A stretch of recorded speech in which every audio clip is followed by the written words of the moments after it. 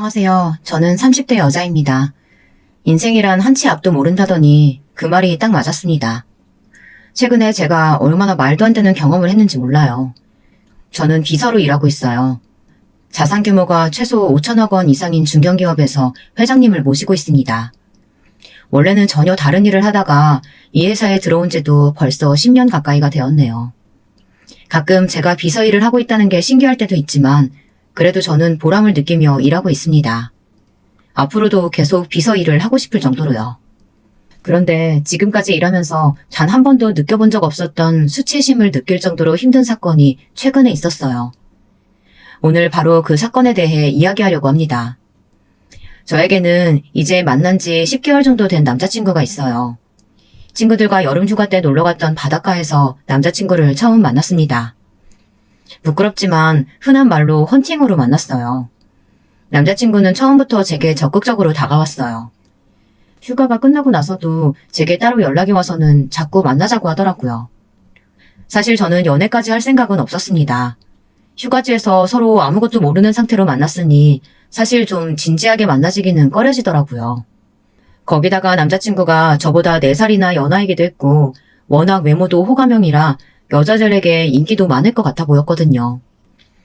주변 친구들은 잘생긴 애다가 연하면 더 좋지 뭘 고민하냐고 했지만 사실 저는 진지한 연애를 하고 싶었어요. 결혼도 빨리 하고 싶었거든요. 그런데 저보다 연하에 인기도 많은 젊은 남자가 진지하게 연애할 생각이 있을까 싶어서 저는 연애를 시작하기 전부터 괜히 망설여지더라고요. 반면 남자친구는 굉장히 적극적이었어요. 처음 만났을 때부터 저와 결혼하게 될 것만 같은 운명을 느꼈다면서 저와 꼭 진지하게 만나보고 싶다더군요. 제 직업이 비서라는 얘기에 평소 정장 입은 여자가 이상형이었다면서 너무 멋있다고 만날 때마다 저를 추켜 세웠어요. 결국 저는 달콤한 말에 홀라당 넘어가고 말았습니다. 어느새 4살이나 어린 남자와 연인 사이가 되어버렸죠. 연애하기 전에는 몰랐는데 연애를 시작하고 나니 남자친구가 경제적으로도 좀 여유가 있나 보더라고요. 작은 사업을 하고 있다고 하긴 했었는데 데이트할 때 보니 차도 외제차에 씀씀이도 또래보다 컸어요. 평소 명품도 고민 없이 턱턱 사고 제게 선물도 자주 사주더라고요. 제가 부담스러울 정도로 고가의 가방이나 구두도 만날 때마다 사줬어요. 저는 아무래도 좀 부담이 돼서 이야기했습니다. 사업이 어느 정도 잘 되는지는 모르지만 앞으로 결혼도 하고 아이도 낳으려면 지금부터 돈을 좀 모아둬야 하지 않겠냐고요. 그런데 제 말에 남자친구는 자신감이 넘쳐서 오히려 제게 아무 걱정하지 말라고 하더라고요. 자기는 든든한 아버지가 계시다고요. 사실 허세 부리는 것 같아 보일까봐 내가 자기한테 말은 안 했는데 우리 아버지가 건물주야. 요즘 건물주 시아버지가 최고인 거 자기도 알지? 남자친구가 30도 안 된 나이에 사업까지 하고 돈도 잘 쓰는 게 아버지께서 재력이 좀 있으신가 보더라고요. 그거 믿고 저렇게 자신감이 넘쳤던 거였어요. 저는 그런 점이 걱정이 되면서도 한편으로는 남자친구의 해맑음이 부럽기도 했어요. 저는 어릴 때부터 워낙 절약정신이 투철한 부모님 밑에서 자랐기 때문에 돈은 최대한 아낄 수 있는 만큼 아껴서 중요한 일에 쓰는 거라고 배우면서 컸습니다. 그래야 나이 들어서 남의 신세 안 지고 안정적으로 살 수 있다고요. 남자친구가 아무 생각 없이 돈만 쓰는 건 아닌가 걱정했는데 그래도 집안에서 도움은 받을 수 있는 상황인 것 같아서 그나마 다행이라고 생각했습니다. 아직 제 결혼 상대로 마음에 쏙 드는 정도의 남자친구는 아니었지만 그래도 아직 나이가 젊으니 제가 옆에서 내조하면 미래를 생각해도 괜찮지 않을까라는 생각도 했어요. 그때까지는 말이죠. 그런데 얼마 뒤 남자친구가 먼저 결혼 이야기를 꺼냈습니다. 남자친구는 하루라도 빨리 저와 결혼해서 화목한 가정을 꾸리고 싶다고 했어요. 저는 사실 아직 확신이 없어서 남자친구의 말을 농담처럼 웃어넘겼어요. 아직 그러기엔 남자친구 나이가 너무 젊지 않냐고 둘러대면서요. 그러던 어느 날이었습니다. 제게 믿을 수 없는 일이 벌어졌어요. 사실은 남자친구가 프로포즈를 준비했더라고요. 여자에게 프로포즈란 게 얼마나 특별하고 로맨틱한 건지 여러분도 다들 아시죠? 인생에 딱 한 번뿐이잖아요. 남자친구가 불러서 차에서 내려보니 친구들과 결혼해줄래? 라고 적힌 현수막을 들고 트렁크에 꽃다발에 반지까지 준비되어 있었습니다. 그 순간 저는 다이아몬드 반지에 눈이 멀어버렸어요. 그 순간 너무 황홀할 정도로 행복하더라고요. 거기다가 남자친구의 친구들까지 우르르 함께였으니 분위기에 휩쓸려 바로 그 자리에서 프로포즈를 승낙해버리고 말았습니다. 얼마 뒤 제가 남자친구에게 프로포즈 받았다는 이야기를 저희 언니에게만 살짝 했습니다. 언니는 제가 남자친구와 연애하는 동안 고민이 있을 때마다 상담해줬었거든요. 그러자 언니는 만난 지 얼마나 됐다고 벌써 결혼을 하냐며 조금 더 신중하게 생각하라고 했어요. 결혼이라는 게 급하게 해서 좋을 게 없다면서요. 사실 저희 언니가 얼마 전에 이혼했어요.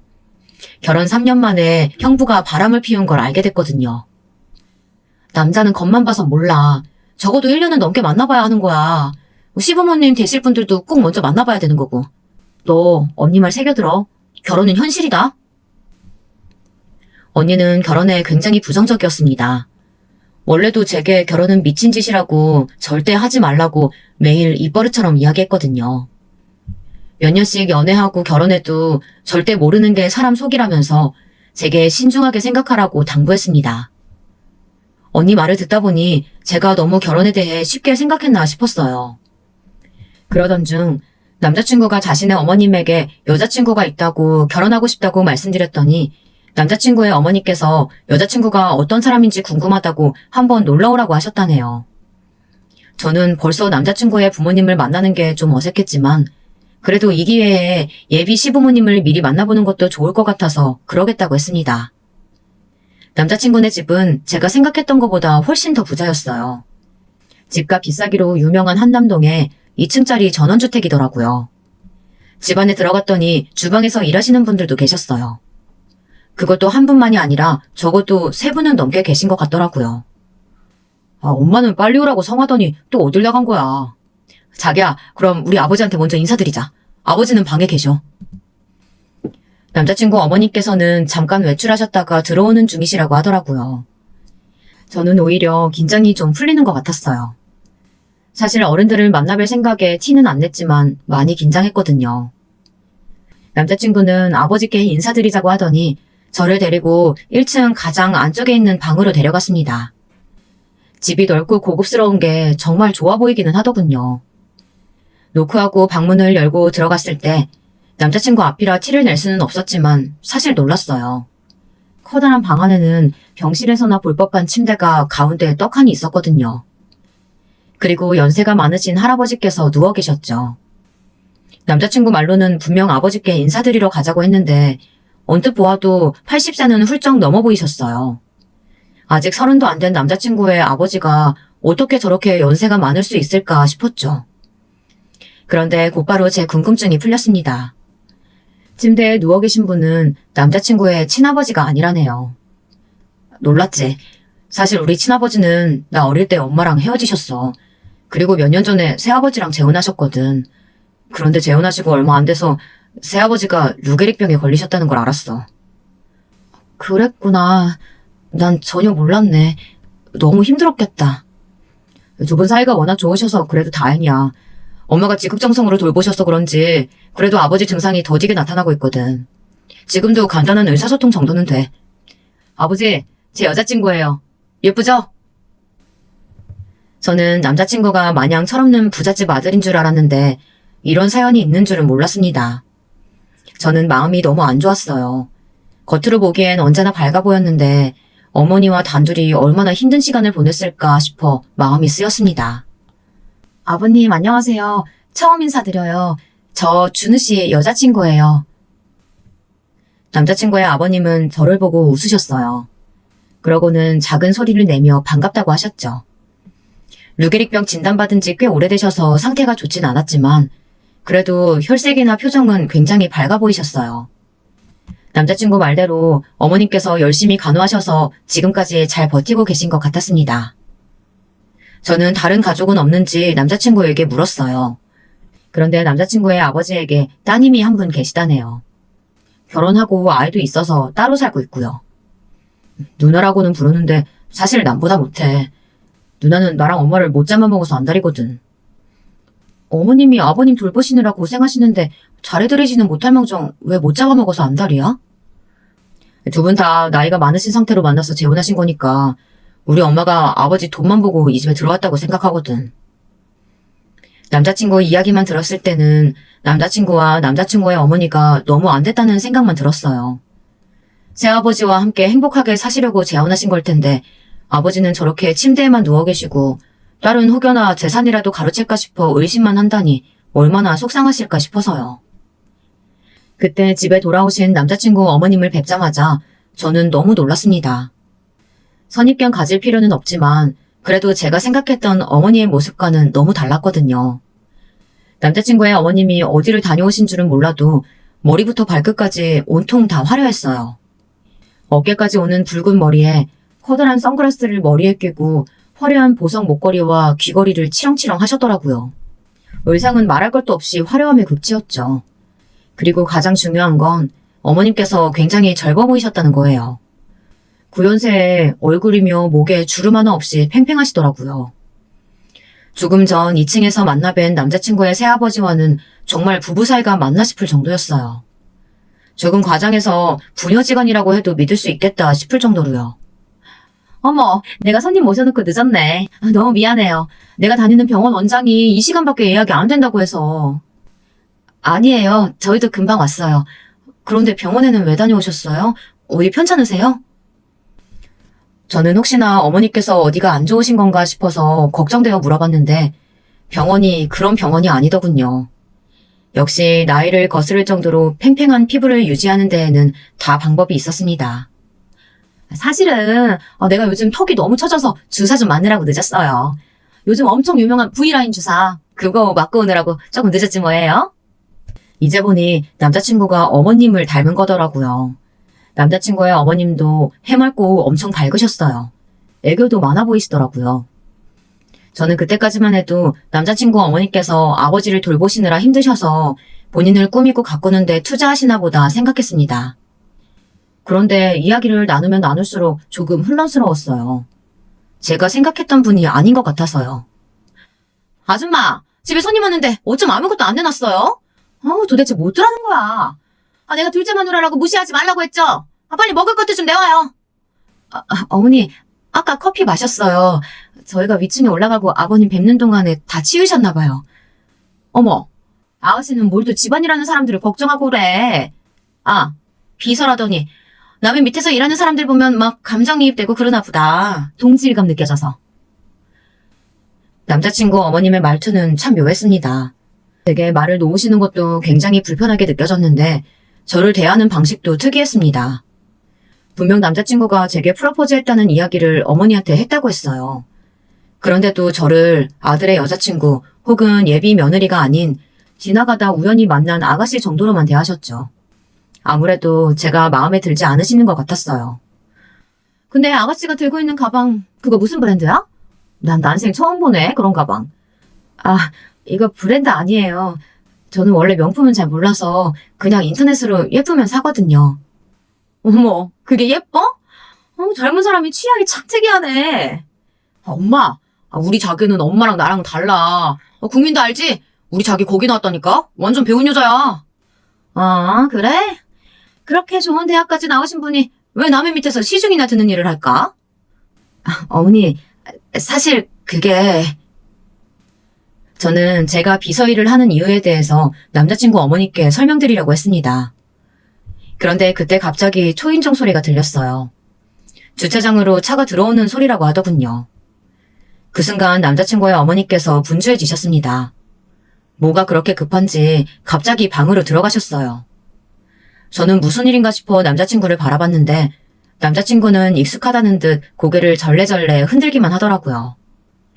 방에 들어가셨던 어머님이 금방 나오시긴 했는데 저는 어머님의 모습을 보자마자 좀 의아했습니다. 어머니께서 옷을 갈아입고 나오셨더라고요. 조금 전 방에 들어가셨던 어머님이 맞나 싶을 정도로 허름하고 낡은 옷으로 말이죠. 그때까지만 해도 저는 무슨 상황인지 이해가 되지 않았어요. 제게 브랜드 가방이 어쩌고 저쩌고 하시더니만 저런 시장에서나 살 법한 옷들이 어디서 났나 싶었죠. 잠시 뒤 남자친구의 누님이 등장하고 나니 대충 어떤 상황인지 알겠더군요. 남자친구의 어머니께서는 딸 앞에서 소박하고 평범한 엄마의 모습으로 보이고 싶으셨나 봐요. 아무래도 남자친구의 누님이 어머니를 좋아하지 않는 상황이었으니 남자친구 어머니 입장에서는 괜한 꼬투리 잡힐 일은 하지 않으려고 하시는 거겠죠. 남자친구의 어머님은 저를 딸에게 아들 친구라고 소개했어요. 곧바로 남자친구의 누님이 제게 그럼 예비 며느리인 거냐고 물었지만 제가 말도 하기 전에 어머님께서 선을 딱 그으시더라고요. 아직 나이도 어린데 무슨 결혼이냐면서요. 남자친구는 그 앞에서 철딱서니 없이 프로포즈도 했다고 이제 곧 결혼할 거라고 말했습니다. 그러자 남자친구의 어머님 표정이 싹 바뀌셨어요. 저는 그 순간 분명 느꼈습니다. 어머니께서는 역시나 저를 마음에 들어하지 않으시는 거였죠. 남자친구 어머님은 제가 남자친구보다 연상이라는 게 가장 마음에 걸리시는 것 같았어요. 여자 나이 30대면 아이나 하나 금방 가지겠냐는 이야기까지 하시더라고요. 새어머니야말로 창피한 줄 모르고 환갑 앞두고서 백수 아들까지 달고 남의 집에 들어와 놓고 그런 걸 왜 따져요? 요즘 세상에 연상 연하가 뭐가 흠이라고요. 너는 무슨 그런 말을 하니? 그리고 우리 아들이 왜 백수야? 요즘 사업하잖아. 얘가 가만 보니까 완전 사업 체질이더라고. 투자금만 넉넉하면 금방 자리 잡을 거야. 지금 투자금이라고 했어요? 야, 너 김준호 아니고 이준호잖아. 너는 돈 때문에 아직 멀쩡히 살아계신 친아버지를 버리냐? 혹여나 정신없는 우리 아버지 옆에서 알짱거리면서 내 재산에 손댈 생각은 꿈도 꾸지 마라. 네 어머니 단속도 좀 잘하고. 저는 제가 아무래도 오늘 나를 잘못 잡았다 싶었습니다. 분위기가 아주 살벌하더라고요. 막장 드라마에서나 흔하게 나오는 장면인 줄 알았는데 가족끼리 재산 문제로 신경전을 벌이는 모습을 직접 제 눈으로 보게 될 줄은 몰랐어요. 아무리 그래도 제 눈에는 남자친구 누님이 너무하시는 것 같았어요. 제 남자친구가 돈을 달라고 조른 것도 아니고 딱히 잘못한 게 있는 것도 아닌데 뭘 저렇게까지 기를 죽이고 구박까지 하는지 이해가 되질 않았죠. 저는 남자친구가 안쓰러워서 혼났습니다. 아직 남의 집 일인데 제가 나설 수도 없는 노릇이고 말이죠. 남자친구 말이 처음부터 누님은 재혼을 반대했답니다. 남자친구 어머니께서 다 늙은 할아버지랑 재혼하려는 자체가 재산 빼앗으려고 하는 거라면서요. 그래서 재혼 전에 이미 이 집 명의를 누나 앞으로 돌렸대요. 그렇게 해주지 않으면 절대 재혼 허락 안 하겠다고 해서요. 잠시 뒤 남자친구의 누나가 돌아가고 저도 집에 돌아가려고 했습니다. 그래서 어머님께 인사를 드리려고 했어요. 어머님께서는 아버지가 누워 계신 방에 계시더라고요. 어머님은 제가 들어오는 것도 모르고 눈물을 쏟으시며 누워 계신 아버지에게 푹 안겨 계셨습니다. 마치 비련의 여주인공처럼요. 여보, 당신 딸내미가 나한테 하는 거 봤지? 제가 저런다니까. 당신이 빨리 일어나서 나랑 우리 아들 지켜줘야지. 남자친구 어머님의 애교에 아버님은 누워서도 미소를 지어 보이시며 좋아하셨습니다. 손가락까지 까딱거리시며 어머니의 어깨를 토닥여 주시더라고요. 저는 그때까지만 해도 두 분 사이가 너무 좋아 보인다고 생각했습니다. 그런데 저는 잠시 뒤 온몸에 소름이 돋았습니다. 일어나서 저 못된 딸년한테 따끔하게 한마디도 못 해주면서 당신이 무슨 남편이야. 그러니까 그때 말한 그 건물은 꼭 우리 아들 앞으로 해줘야 돼. 알았지? 나랑 약속해. 응? 정말 어머님의 말귀를 다 알아듣기는 들으신 건지 남자친구의 아버지께서는 고개를 끄덕이셨습니다. 그러자 어머님은 눈물을 쓱 닦으시더니 아버지의 이마에 쭉 입을 맞추셨어요. 그러고는 곧바로 어딘가로 급하게 전화를 거셨습니다. 나예요. 지금 당장 우리 남편 건물 증여 관련 서류랑 유언장 가지고 우리 집으로 바로 와요. 지금 당장. 저는 놀라서 그대로 방을 나왔습니다. 사실 겁이 났어요. 제가 지금 제 눈으로 본 상황이 무슨 일인가 싶어서요. 저는 이 일을 남자친구에게 말해야 하나 말아야 하나 고민이 됐습니다. 하지만 말하지 못하겠더라고요. 남자친구는 조금 전 누님이 왔다 간 일만으로도 상처를 받은 것 같아 보였는데 어머니의 일까지 이야기하면 많이 속상해할 것 같았죠. 혼란스러운 와중에 남자친구 어머니께서 제가 혼자 거실에 있을 때 제게 오시더니 그만 돌아가달라고 하셨어요. 어머, 아직도 있었어요? 나이도 먹을 만큼 먹은 아가씨가 눈치가 없네요. 우리가 집안일로 정신이 없어서 외부인은 좀 나가줬으면 좋겠는데. 저는 말문이 막힌 채로 남자친구 어머니에게 꾸벅 인사를 드리고 집을 나왔습니다. 남자친구에게는 먼저 집에 간다고 메시지만 보냈어요. 제가 말도 안 하고 가버린 걸 알면 서운해할 것 같아서요. 그런데 이게 웬일일까요?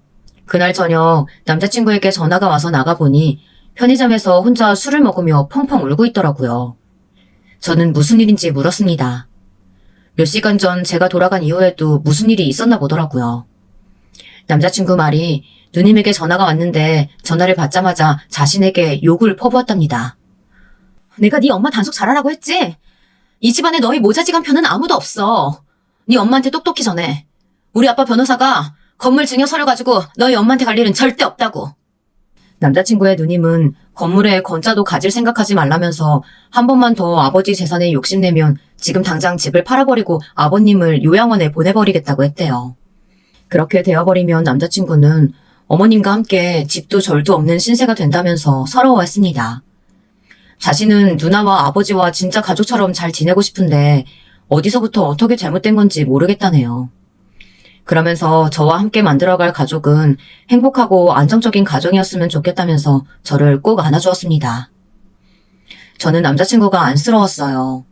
어릴 때 아버지와 헤어지고 나서 줄곧 어머니와 단둘이서만 지내다가 이제야 가족이 생겨 좋았을 텐데 그런 가족에게 인정받지 못하고 있으니 속상할 만하다고 생각했죠. 저는 제가 그런 가족이 되어줘야겠다고 마음먹었습니다.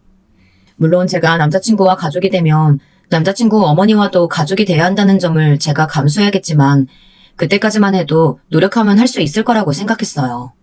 그만큼 저도 남자친구와 화목한 가정을 꿈꿨으니까요. 명절 연휴에 남자친구가 둘이 여행을 가자고 했어요. 친구가 여자친구와 가려고 호텔 예약을 해뒀는데 일이 생겨 못 가게 됐다고 해서 남자친구가 양도를 받았다네요. 저희 부모님은 명절 때 항상 두 분이 여행을 가시기 때문에 저는 상관없었지만 남자친구는 그래도 아버지께서 몸도 안 좋으시고 하니 가족들과 함께 보내야 하는 거 아닌가 걱정이 돼서 물었습니다. 그런데 남자친구는 괜찮다고 하더라고요. 앞으로 결혼하게 되면 명절에 여행 가기 어려울 수도 있으니 지금 아니면 언제 가보겠냐면서 이번엔 꼭 둘이 가고 싶다고 보채더라고요. 그렇게 저희는 여행을 갔습니다. 남자친구가 말한 호텔은 생각보다 너무 좋았어요. 비용도 비용이었지만 알고 보니 시즌에는 예약하기도 힘든 호텔이더라고요. 그런데 체크인을 하다 보니 예약자 이름이 누가 봐도 여자 이름이었습니다. 남자친구 말이 친구 여자친구 이름이라고 하더라고요. 저는 그러려니 했습니다. 여행은 즐겁게 잘 다녀왔어요. 그런데 여행을 마치고 집에 올라오는 길에 남자친구가 어머니와 통화를 하더라고요. 그런데 어머니께서 얼마나 소리를 지르시는지 목소리가 핸드폰 밖 제 귀에까지 다 들렸어요. 너 어디야? 명색이 장남이라는 놈이 명절인데 집에도 안 들어오고 어디를 그렇게 싸돌아다니는 거야? 나 우리 자기랑 여행 갔다가 지금 집에 올라가는 길인데 무슨 일 있어? 여행? 아무리 시대가 변했어도 그렇지. 걔는 결혼도 전에 어떻게 남자랑 여행을 다니고 그런다니? 걔 부모는 딸내미가 그러고 다니는 거 아니? 엄마는 무슨 어울리지도 않게 그런 고루한 얘기를 해요. 어차피 나랑 우리 자기는 결혼할 사이라 그런 걱정 안 해도 돼요. 안 그래도 남자친구 어머니께서는 저를 마땅치 않아 하시는데 이번 일로 더 미움받는 건 아닌지 걱정이 됐습니다. 그래서 저는 명절이기도 하니 가는 길에 맛있는 거라도 사서 남자친구네 집에 인사라도 드리러 가자고 했습니다. 남자친구는 좋아하더라고요. 제게 역시 현명하다면서 손가락까지 축혀 올렸습니다. 저는 남자친구가 좋아하는 모습을 보니 좋았어요. 지금아 생각해보면 제가 참 순진했죠. 제가 조금 더 노력하면 남자친구와 화목한 가정을 꾸리는데 한 발 더 다가가는 거라고 생각했습니다. 그런데 그게 생각처럼 쉽지 않더군요. 제 남자친구의 어머니는 생각보다 훨씬 더 이상한 분이셨어요. 겪으면 겪을수록 제가 절대 넘을 수 없는 높은 산처럼 느껴졌습니다. 제가 집에 온 게 달갑지 않으신지 남자친구와 함께 들어온 저를 보자마자 인상을 구기셨어요. 저는 한번 꾹 참았습니다. 아들이 말도 없이 명절에 여자친구와 여행을 갔으니 그러실 수도 있겠다 싶어서요. 어머니께서 단 거 좋아하신다고 해서 제가 좋아하는 빵집에서 사온 케이크인데요. 한번 드셔보세요. 어머, 난 케이크는 신세계 백화점 거 아니면 안 먹는데? 아무튼 고마워요. 아줌마, 이거 같이들 나눠 먹어요. 제가 사온 케이크를 보지도 않으시고 곧바로 주방에 계시는 아주머니를 부르시더라고요. 저는 남자친구 어머니께서 저를 왜 이렇게 마음에 들어하지 않으실까 궁금했습니다. 저에 대해 아시는 거라고는 나이나 직업 정도밖에 없으실 텐데 그것만 가지고 저를 이렇게까지 싫어하는 티를 내시는 걸까 싶어서요. 사실 제가 지금까지 살면서 어디 가서 어른들에게 미움받아 본 적이라고는 없거든요. 저는 방법을 바꿔서 정면 돌파를 해야겠다 싶었습니다. 저도 남자친구 어머니를 예비 시어머니라고 생각하면 마음이 답답하고 잠도 잘 오지 않았지만 그래도 해보는 데까지는 해봐야겠다 싶었죠. 어머, 신세계 케이크 맛있죠? 저도 좋아해요. 나중에 저랑 같이 가요, 어머님. 듣기로는 20대 초반부터 비서 일만 했다던데. 그래도 직급이 있어서 월급은 좀 받나 보네요? 월급쟁이가 그런 비싼 케이크도 사먹는 걸 보면. 계속 듣다 보니 슬슬 남자친구 어머님의 이상한 말투도 적응이 되는 것 같았습니다. 존댓말과 반말을 이상하게 섞어 쓰는 희한한 말투 말이죠. 어머니, 작은 회사는 몰라도 기업에서는 비서실 파워가 되게 막강해요. 거기다가 저는 회장님을 모시고 있으니까 당연히 회사에서는 실세나 다름없죠. 저는 어머님과 어떻게든 친해져 보려고 부단히도 노력했습니다. 제가 어떤 사람인지 천천히 알려드리다 보면 조금씩 마음을 열지 않으실까 싶었어요. 그런데 남자친구 어머님은 전혀 그럴 생각이 없으신 것 같았습니다. 제 말에 자꾸만 피식피식 비웃으셨어요. 콧방귀도 간간히 뀌시면서요. 원래 신협병 걸린 애들이 알아서 회사에 충성하는 거지 뭐. 그런 충신들 덕분에 회사도 돌아가는 거고. 저도 하는 데까지 해보겠다는 마음을 굳게 먹기야 했지만 기분이 상하는 건 어쩔 수 없었습니다. 지켜보던 남자친구가 아무래도 안 되겠다 싶었는지 제 편을 들겠다고 제 말을 좀 거들었는데 그게 오히려 더 어머님의 심기를 건드리는 일이 되어버렸습니다. 엄마는 평생 동네에서 작은 가게만 하느라 직장생활 한 번도 안 해봤으면서 뭘 한다고 자꾸 우리 자기한테 뭐라고 해. 난 우리 자기가 정장 딱 입고 멋있게 사무실에서 일하는 거 상상만 해도 너무 멋있던데. 너는 사업한다는 놈이 그렇게 사람 보는 눈이 없어서야. 다 늙은 아저씨들 뒤치다거리나 해주는 그딴 게 무슨 직업이라고. 멋있긴 뭐가 멋있어. 순간 저는 제 귀를 의심했습니다. 정말 제게 하는 말씀이 맞나 싶어서요.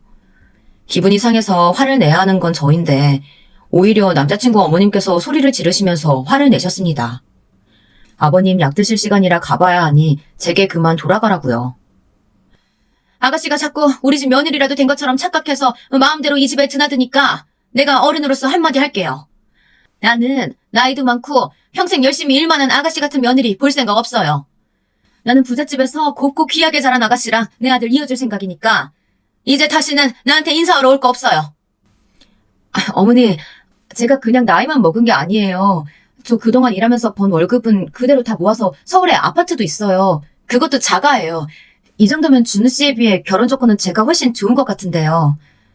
그래 엄마. 난 아직 엄마랑 아버지한테 얹혀 살잖아. 우리 자기 정도면 완벽하지. 그리고 왜 나랑 결혼할 사람을 엄마 마음대로 정해. 난 무조건 우리 자기랑 결혼할 거야. 남자친구의 말에도 어머님은 아랑곳하지 않았습니다. 저는 또 쫓기듯 남자친구의 집에서 나왔어요. 벌써 2번째였죠. 이 집에서 천대를 당하는 거 말이죠. 저는 마음이 너무 상해서 집에 돌아가는 길 내내 한마디도 하지 않았습니다. 그런 저를 풀어주려고 남자친구는 이런저런 실없는 소리까지 해댔지만 전혀 위로가 되지 않았습니다. 남자친구 말이 어머님은 재혼하시기 전 동네에서 이런저런 장사를 전전하셨대요. 어떨 땐 순댓국도 팔다가 그러다 망하면 또 호프집을 하고 그러다가 새아버지를 만나셨대요.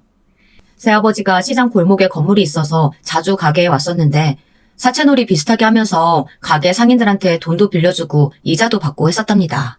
그러다 남자친구 어머님이랑 눈이 맞아 재혼까지 하신 거였죠. 남자친구는 그래서 어머님이 자격지심이 좀 있답니다.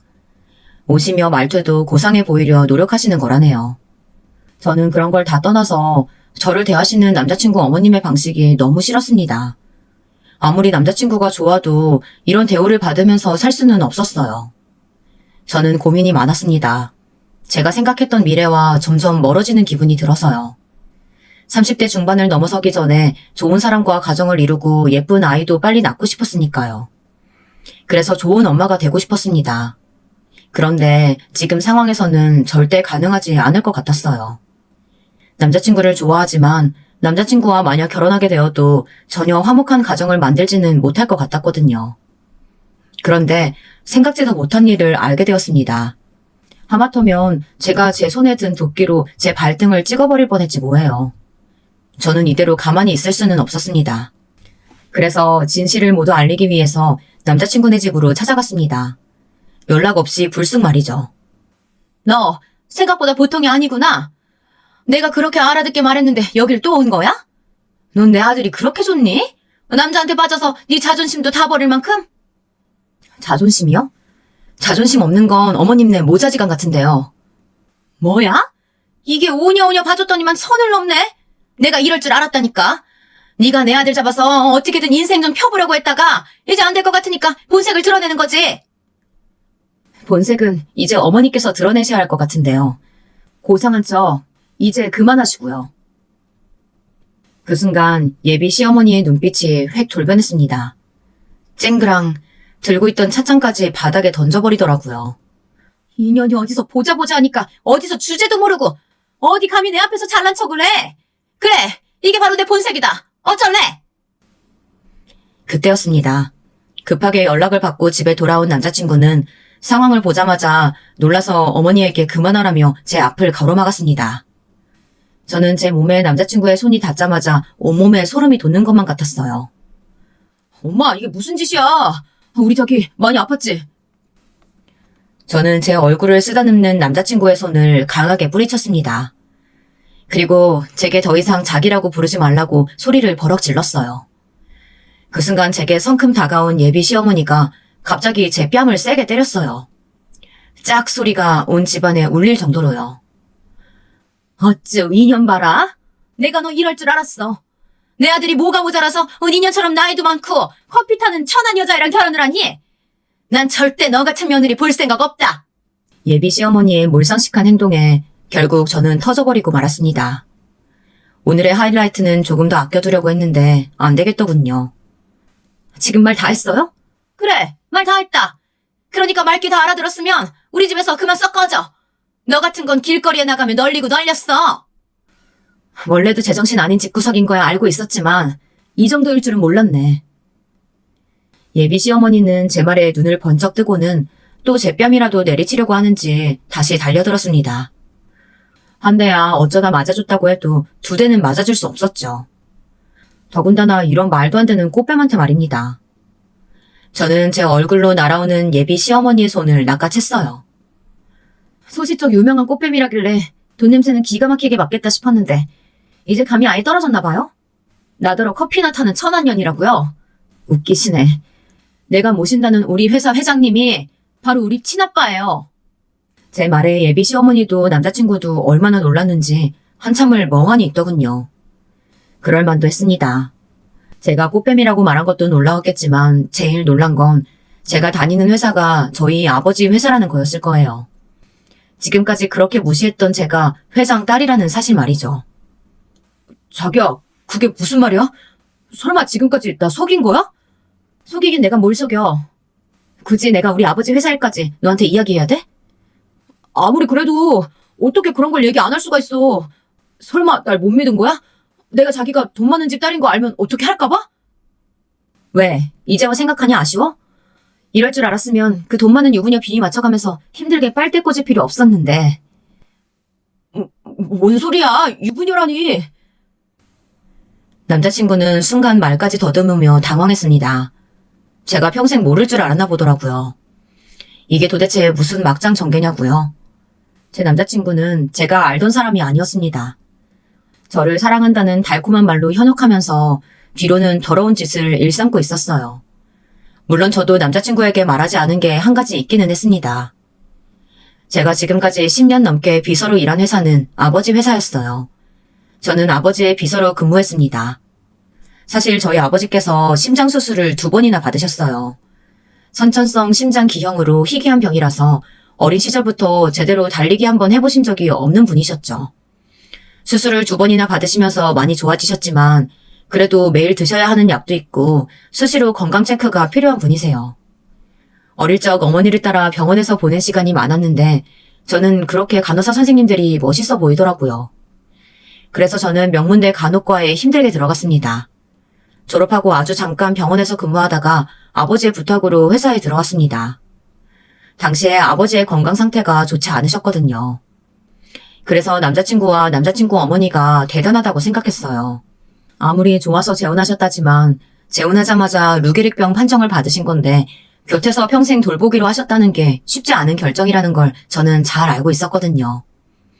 저는 아버지의 친딸인데도 사실 비서일을 시작하기 전에 많이 고민했었어요. 아버지를 위해 제 꿈까지 접어야 한다는 게 속상했었거든요. 아버지께서는 평생 큰 회사를 운영해 오시다 보니 책임감이 엄청나셨어요. 아버지가 돌아가시기라도 하면 회사에는 큰 타격이 있으니까요. 제가 곁에서 살뜰히 보살펴 준다면 아버지는 병도 이겨내고 버틸 수 있을 것 같다고 하셨습니다. 그 말까지 듣고 어떻게 거절할 수 있었겠어요. 저는 다행히도 일이 적성에 맞았습니다. 일하는 내내 좋았어요. 시간이 갈수록 제가 배운 기술로 가장 사랑하는 가족을 돌보며 할아버지 때부터 대대로 이어오신 회사에 이바지할 수 있어서 뿌듯했습니다. 그런데 그런 일을 자기 멋대로 조롱하고 비우는 것도 모자라서 저를 자신과 똑같은 사람으로 치부해버리다니 정말 화가 났습니다. 사실 저도 남자친구에게 이야기할 생각이었어요. 아버지가 운영하는 회사에서 일하고 있다고요. 그런데 그맘때쯤 제 남자친구가 좀 이상하다고 느껴졌어요. 여행 다녀오고 난 지 얼마 되지 않았을 때였습니다. 남자친구가 잠깐 화장실에 간 사이 저는 차에서 남자친구를 기다리고 있었어요. 그런데 제 발 아래에 뭐가 있는지 자꾸만 걸리적거리더라고요. 저는 몸을 숙여 의자 아래를 확인했습니다. 조수석 아래에 웬 여자 립스틱이 떨어져 있더군요. 분명 제 거는 아니었어요. 굉장히 비싼 브랜드의 립스틱이었거든요. 그리고 결정적으로 그 립스틱에는 이름이 각인되어 있었어요. 바로 호텔에서 보았던 예약자 이름과 같았습니다. 저는 모르는 척 그 립스틱에 대해 며칠 뒤 남자친구에게 물었어요. 그냥 조수석 바닥에 떨어져 있길래 조수석 앞 서랍에 넣어뒀다고요. 그런데 남자친구는 아무렇지 않게 어머니 거라고 하더군요. 너무 자연스럽게 말하길래 하마터면 저도 깜빡 속을 뻔했습니다. 당연히 그 이름은 어머니의 이름이 아니었죠. 저는 그날 이후 남자친구와 만나는 동안 내내 남자친구를 의심하지 않을 수가 없었습니다. 거짓말을 한다는 건 제게 숨기는 게 분명 있다는 거니까요. 분명 확인해봐야 한다고 생각했습니다. 저는 남자친구와 결혼까지 생각했으니까요. 저는 남자친구의 핸드폰을 몰래 훔쳐봤습니다. 그러면 안 되는 건 저도 잘 알지만 이건 제 인생이 달린 문제였으니까요. 남자친구의 핸드폰에서 제가 립스틱에서 봤던 이름과 호텔 예약자였던 여자의 이름을 찾았습니다. 저는 여자 연락처만 알아낼 생각이었어요. 그런데 남자친구는 참 허술하더군요. 그 여자와 셀 수도 없이 많은 연락을 주고받은 내용이 고스란히 남아있었어요. 5천, 딱 5천만 구해주면 된다니까? 누나, 나 못 믿어? 이거 다 사업 자금이잖아. 우리 사업 잘해보려고. 남편이 자꾸 의심해. 5천이면 모를 리가 없잖아. 우선 1,000만 원만 먼저 보내고 나머지는 상황 보고 연락할게. 사랑해. 저는 메시지 내용을 확인한 순간 눈물이 왈칵 나올 정도로 너무 힘들었습니다. 제가 왜 지금까지 몰랐을까요? 이렇게 대놓고 그 여자와 매일 통화를 하고 메시지를 주고받고 있었는데 말이죠. 남자친구는 내연녀에게 계속해서 돈을 달라고 요구하고 있었어요. 명목은 항상 사업 자금이라고 했지만 다 생활비로 쓴 것 같았어요. 제가 바보였습니다. 남자친구 말을 고지고대로 믿었어요. 사업도 잘 되고 있고 새아버지께서 생활비도 넉넉히 주신다고 하니 당연히 그런 줄 알고 깜빡 속고 있었어요. 알고 보니 남자친구는 돈 많은 유부녀에게 저와의 데이트 비용까지 받고 있었던 거죠. 게다가 명절 때 갔던 호텔도 내연녀가 남자친구와 가려고 예약해둔 거였는데 아무래도 가정이 있는 여자이다 보니 쉽지 않았나 보더라고요. 남자친구는 그 호텔에 저를 데리고 간 거였고요. 저는 너무 수치스럽고 소름이 끼쳤습니다. 지난 1년 동안 제가 뭘 했나 싶더군요. 남자친구 생각은 도대체 뭐였을까요? 이 유부녀를 계속 만나면서 정말 저와 결혼이라도 하려고 한 거였을까요? 제가 남자친구에게 속았다는 사실이 믿기 힘들었지만 이대로 있을 수만은 없었습니다. 정신을 바짝 차려야 했죠. 저는 눈물을 훔치고 남자친구가 오기 전에 재빨리 핸드폰에 화면을 저장했습니다. 남자친구가 나중에 발뺌할 것까지 생각해서 통화 내역, 그리고 주고받은 메시지까지 모두 다요. 저장한 사진을 제 핸드폰으로 전송했어요. 사실 그때까지만 해도 제가 이걸 가지고 뭘 어쩌라는 건 아니었어요. 단지 남자친구에게 받은 씻을 수 없는 수치심과 배신감에 대해 그대로 돌려주고 싶을 뿐이었습니다. 그래서 결정적인 순간에 남자친구를 망신 주려고 했어요. 딱 그 정도였습니다. 그런데 이제는 그 정도 가지고는 성에 차질 않겠더라고요. 문제는 제 남자친구뿐이 아니었으니까요. 그날 집에 돌아와 저장한 메시지 내용을 꼼꼼히 다시 한번 확인해 보았는데 급한 마음에 이것저것 다 보이는 대로 저장해서 전송했더니 남자친구가 모르는 번호의 누군가와 주고받은 메시지까지 저장되어 제게 보내더라고요. 그런데 그 내용이 충격 그 자체였습니다. 그 모르는 번호로 저장된 사람은 다름 아닌 남자친구의 친아버지였습니다. 어린 시절 어머니와 이혼했다는 아버지 말이죠. 네 엄마 왜 전화 안 받냐? 영감탱이 시중 주느라 엄청 바쁜가 봐? 이번 달 생활비 안 들어왔던데 아직도 그 영감탱이 딸내미가 돈줄 맞고 있는 거야? 좀 기다려. 나랑 엄마도 미치겠어. 재수없는 누님께서 중간에서 아주 짜증나게 한다니까. 우선 네 돈이라도 좀 보내봐. 돈이 있어야 아버지도 뭘 할 거 아니야. 나도 돈 없어서 요즘 데이트 비용까지 그 유부녀한테 알랑방귀 끼면서 받은 돈으로 한다니까. 그러니까 아버지 조금만 기다려. 엄마가 조금만 더 작업하면 영감탱이가 건물 넘겨줄 것 같다고 했어. 그러게 가난한 여자랑 연애를 뭐하러 하냐. 돈 많은 물주나 하나 잡아서 빨리 장가 나가라니까. 남자친구네 집안은 몽땅 다 사기꾼 집안이었습니다. 남자친구네 가족은 몽땅 다 사기꾼 집안이었습니다. 남자친구가 부모님 두 분을 아주 그대로 빼다 박았더군요. 제가 지금까지 본 남자친구는 아주 앞뒤가 철저하게 다른 인간이었어요. 남자친구에게 내연녀가 있다는 것도 놀라운데 어머니와 아버지가 형식상 이혼만 하고 연락까지 하고 지낸다는 건 더 기가 막힐 노릇이었죠. 그걸 가지고 제 앞에서 구구절절 불쌍한 척한 것까지도 너무 가증스럽더라고요. 저도 처음엔 그냥 똥 밟았다 생각하고 헤어지려고도 했습니다. 그런데 남자친구네 집에 갔을 때 배웠던 남자친구 아버지의 얼굴이 아른거렸어요. 그래서 저는 좋은 일 한다 생각하기로 했습니다. 저야 미리 알았으니 다행이었지만 혹여나 그 꽃뱀 모자 때문에 다른 피해자가 생기는 꼴은 못 보겠더군요. 생각보다 일은 간단했습니다. 제 핸드폰에 저장된 사진과 메시지 내용을 모두 남자친구의 누나에게 보냈습니다. 그 연락 한 방에 모든 게 해결되더군요. 이제 바로 제가 준비한 이벤트를 보여줄 시간이었습니다. 아직도 제가 회장 딸이라는 사실에 놀라서 정신 못 차리고 있는 남자친구와 남자친구 어머니 앞에 드디어 남자친구 누님이 나타나셨습니다. 남자친구의 누님은 성큼성큼 다가가 어머니 얼굴에 웬 봉투를 던졌습니다.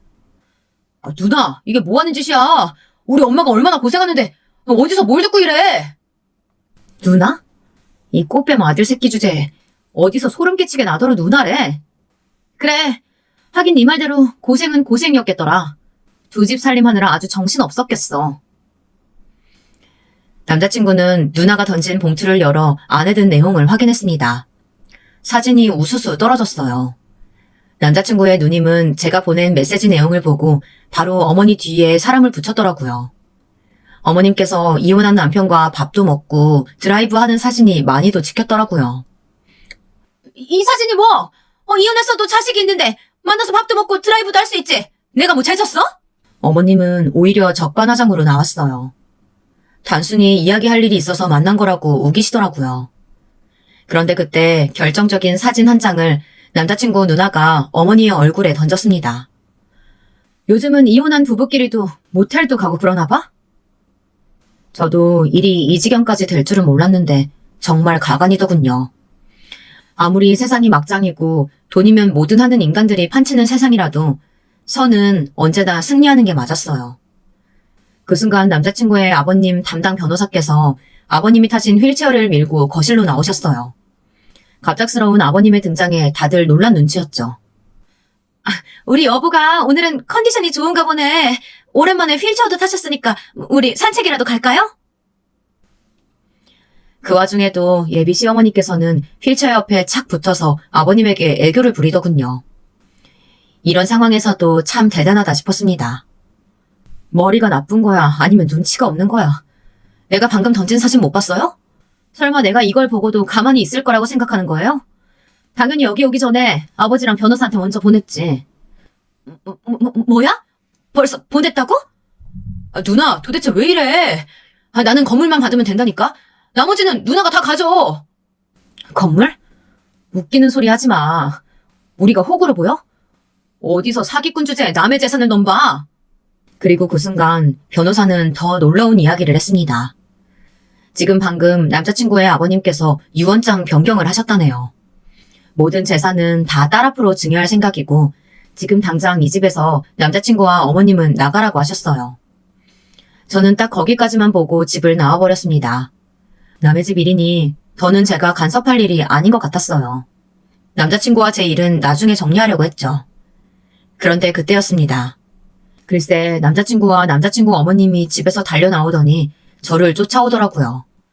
자기야 어디가? 나랑 같이 가야지. 어머 아가야 너도 참 성격이 급하구나. 우리 그때 신세계 가서 케이크 같이 먹기로 했었잖아. 우리 지금 가서 너희 결혼에 대해서 좀 자세히 얘기 좀 나눌까? 와, 저는 어이가 없어서 웃음이 절로 나왔습니다. 이렇게 태세 전환이 빠른 꽃뱀 모자는 어디에도 없을 거예요. 이 집에서 쫓겨났으니 이제 어떻게든 저에게라도 붙어보려고 했나 봅니다. 자기야, 자기도 알잖아.